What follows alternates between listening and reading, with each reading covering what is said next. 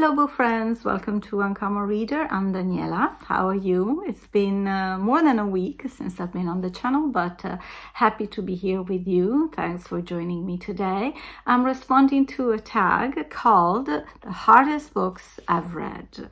It was created by Paul at the Accidental Bookseller, and I was tagged by Alan at Big Hard Books and Classics. So we have to share our 5 reads that were hard to read. And when I was commenting on Alan's video, I really realized that it wasn't just about, oh my God, I can't take it anymore, but it was also about the complexity of the story and also the emotional factor. So I actually came up with it pretty quickly with 5 titles.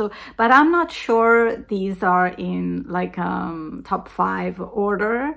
So I'm just gonna go randomly.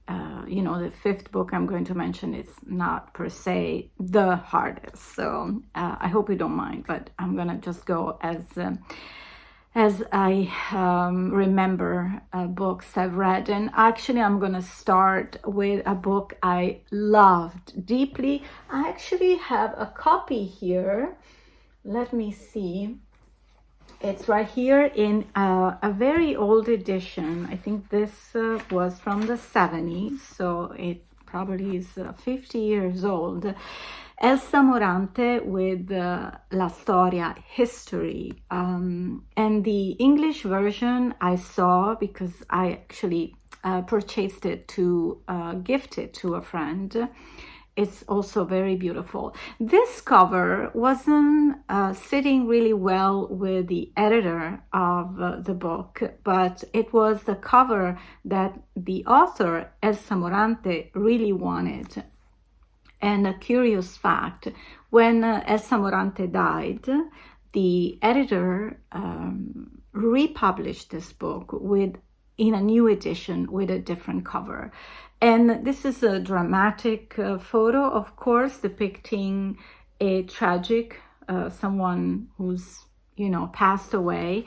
This book is a family story during the Second World War, and we follow the story of this woman who is half Jewish, and during the German occupation in Rome, she is very, very scared that she's gonna get caught, although she has married a Christian, so it doesn't appear in her documents, or maybe it does some way. I don't remember exactly, but she is such a fearful woman. She's just become a widow with a teenager son who is very rebellious. And unfortunately, she is raped by a young and drunk German soldier, and she will give birth to a very, very special child that we will fall in love with, and we will follow, what happens during the Second World War, the occupation, and the tragic losses of the families within.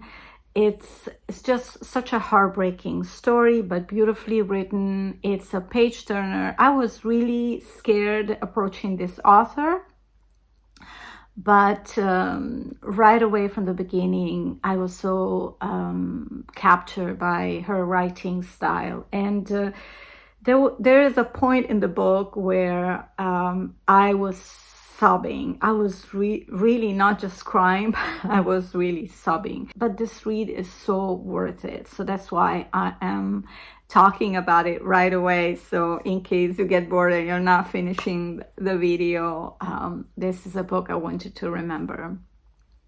So the second book that I am going to mention is High Rise by J.G. Ballard. If this book wasn't part of a book club, I'm not sure this was from my local library, a book club. I don't remember, it's been a few years, but this book is quite disturbing. This high rise in the title is this huge building, which symbolizes today's societies. In the top floors, in the suites, of course, we find the most rich men in town, while in the lower floors we will find, the less rich, the more modest people. And they seem to get along, to have at the beginning a very polite way to interact. And I want to mention that this building also hosts banks, supermarkets, so it's like a little city, right? But then things start to creak here and there, and relationships start to shift, and people are starting to be wary of one another, and disturbing things start to happen, reaching a level of violence that's, similar to what could happen in wars. And this book is so hard to read that I had to skip a few paragraphs because there was violence to animals. So if you can take that, just don't read this book. That was really, really hard to get through the book. I decided to stick with it and read it till the end because I really wanted to have a conversation knowing everything about it except those little paragraphs I skipped. But yeah, it was just like, if I probably had to put one on top, this would be the hardest one for sure, emotionally and mentally as well. Another book read that I went through and probably I wouldn't have finished if it wasn't a group read. It's Swan's Way by Marcel Proust. I wanted to challenge myself reading this well-known and loved author, but I have to say it's not my cup of tea. The lengthy descriptions for me were, I'm sorry, I gotta say, boring. I'm sorry, Marcel Proust. I know you are so considered, like a father, one of the fathers of literature of the 19th century. But for me, it's just like too much. Pages and pages of bucolic descriptions. I couldn't take it. So yes, in this case, I also skipped paragraphs for the sense of it. There were some parts that I found kind of poetic, but a little too romantic for my taste. I did enjoy this attachment of the protagonist to the memories of his childhood and especially of his mother. But then again, certain other aspects of the story, or the character stories that were so detailed were really a little too much. But I did read a book later on Marcel Proust's final years that got me really intrigued by his own persona. So somehow I am maybe a little more inclined to go and try to keep reading his research series of books, but I'm not sure I'm going to do that very soon, but I'm going to keep my door ajar. Another disturbing book I read, it's definitely American Psycho by Bret, Easton, Ellis, that I believe became a movie as well with Christian Bale. Well, yeah, the movie is nothing compared to the book, and its protagonist, I mean, it's been maybe 20, 30 years since I've read it, so my memory is very shaky.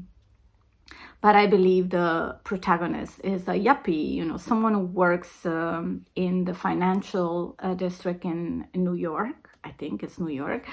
And drugs are involved. And this guy, I don't know if he has nightmares or hallucinations or simply visualizes very horrible things, which is very complicated as a reader to figure out, is he dreaming, is he imagining it, is he living it? So there's a series of very disturbing things that happen that I'm not going to get into details because I don't remember. I just remember that I used to read because the book is written in a very gripping style, very well written.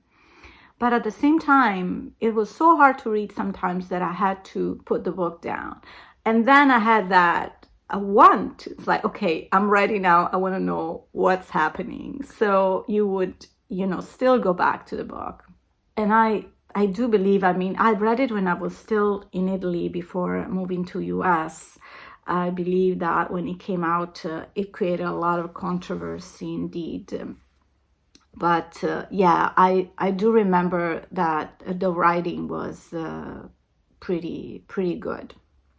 The last book, it's a very dear book to me, but it was a hard read emotionally. It's Mornings in Jenin by Susan Abulhawa. And it's a family story, a Palestinian family who is suffering the occupation of Israel in 1948. And here, again, Abulhawa is very graphic, I should say, in describing the invasion, the assaults, and the violence. And it is not only disturbing, but it's also heartbreaking.